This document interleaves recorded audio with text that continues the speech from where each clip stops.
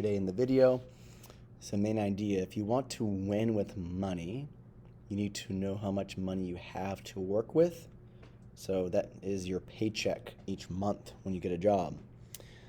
Where you want to get to, okay, so what is your goal when you're 65? What's your goal when you're 40? What's your goal when you're 30? What's the goal at the end of the month?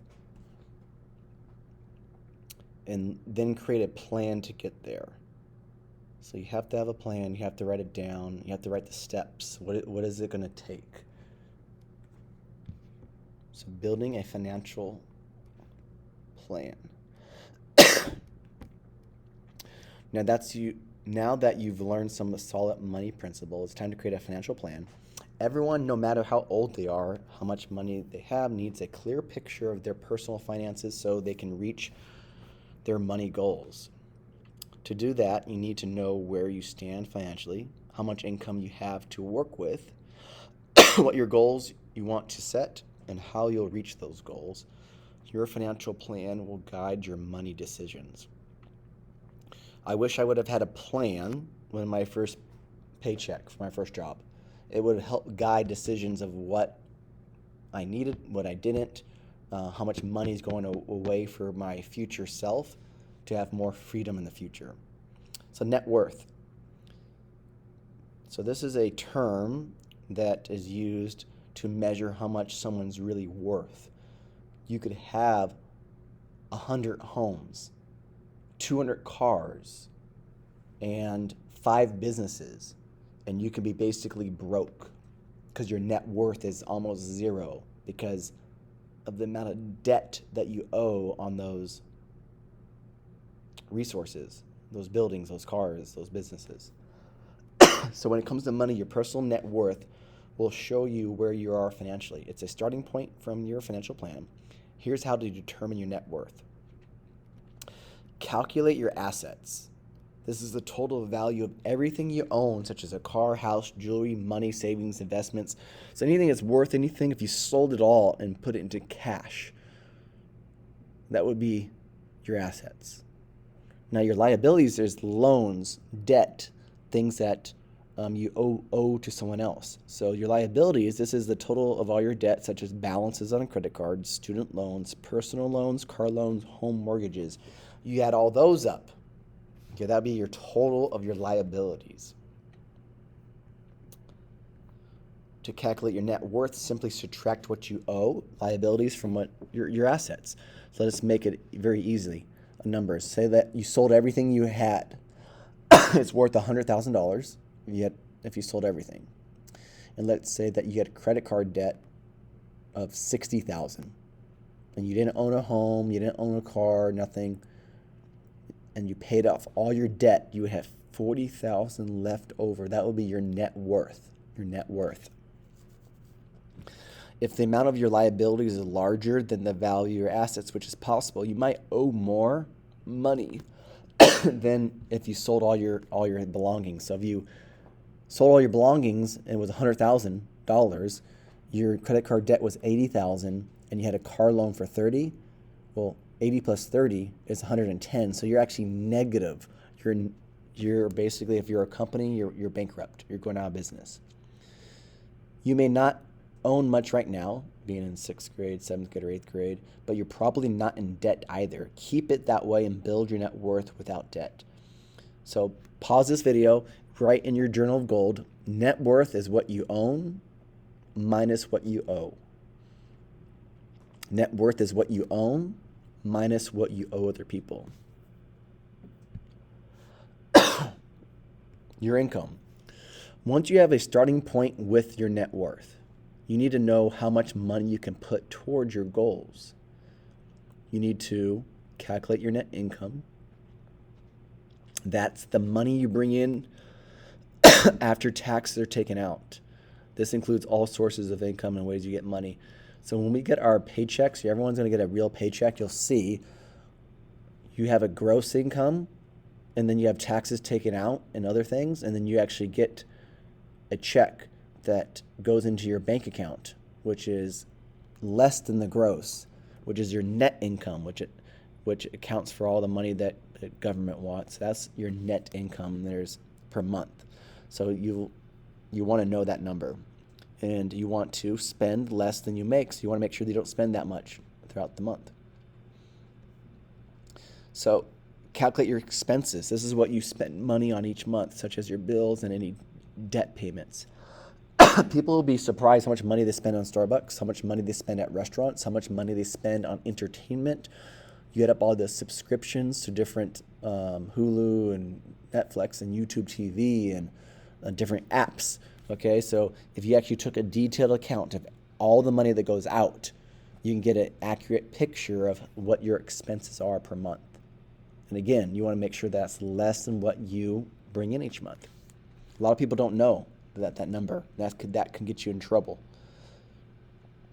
The income you have left after paying your expenses determines how quickly you reach your money goals. So for instance, if you have a goal to save $1,000, let's say maybe $5,000 to get a car. So $5,000, you have a goal to get a car.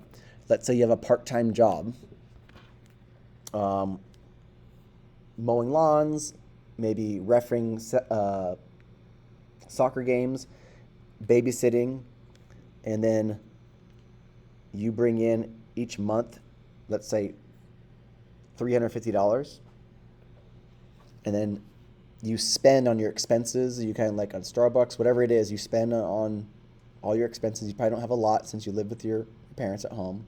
Let's say it's 120 or 150, so minus 150. You have $200 left over after paying your expenses. And if your goal is to buy a car that's worth $5,000, maybe your parents say, hey, you save $5,000, I will then match it so you can get like a $10,000 car. You take 200, or you actually take 5,000, divide it by 200. That's 5,000 divided by 200 is 25. So that means if 25 months is going to take you to save up that money. 25 months divided by 12, so you're looking at a little over 2 years. So you can do a calculation to say, I want to have 5,000 for a car. I make this much, I spend this much, and you can literally figure out how long it's going to take. So if you're 13 years old, it's going to take you 2 years. So by 15, you can have that money saved if you're diligent and disciplined. Setting solid financial goals. Now you're ready to start setting money goals. A lot of people have good intentions about their money, but they rarely follow through. That's why you need a crystal clear, actionable goals that are specific. Don't say I'm going to save for a car. Have an amount in mind. Say I'm going to save $4,000. Measure it. Break it down into smaller chunks. How much money do I need to save on a daily, weekly, or monthly basis?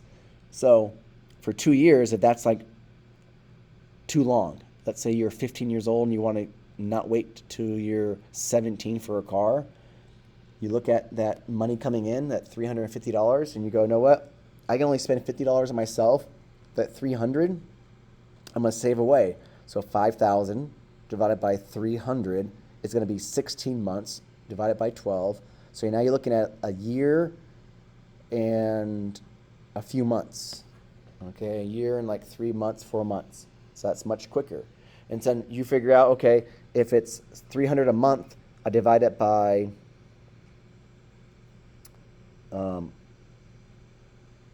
4 weeks. So that's about $75 a week that you need to save.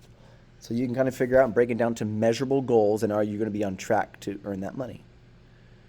So it says here, if you want to save $4,000 for a car, plan to save $500 a month for eight months, or $250 for 16 months.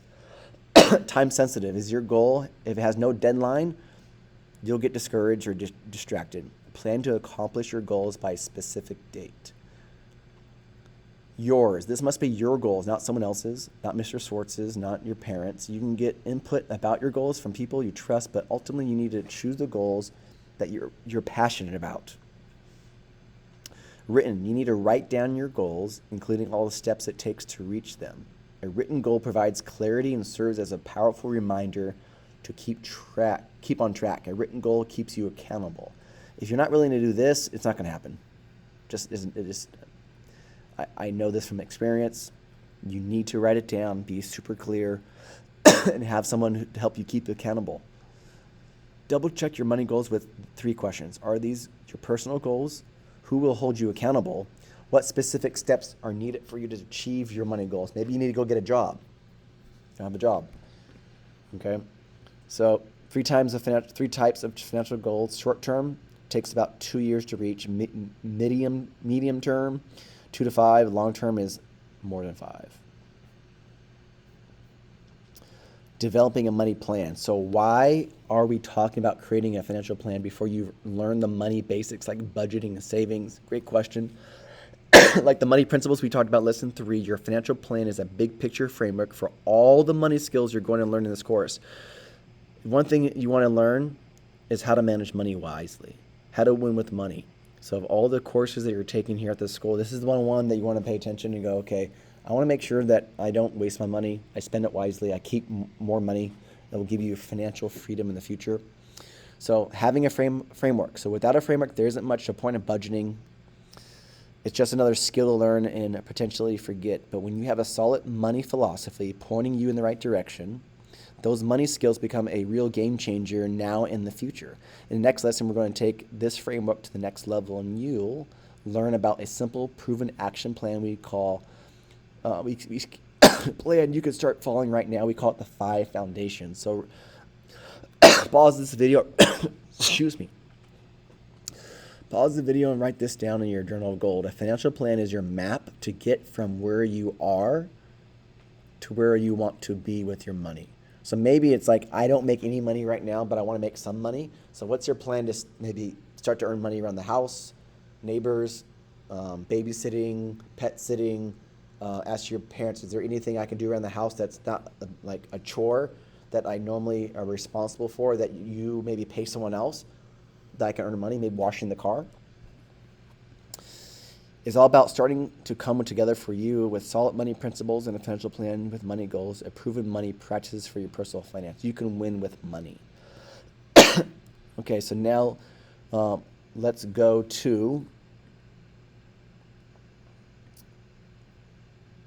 your day 2 multiple choice questions. Using what we've read,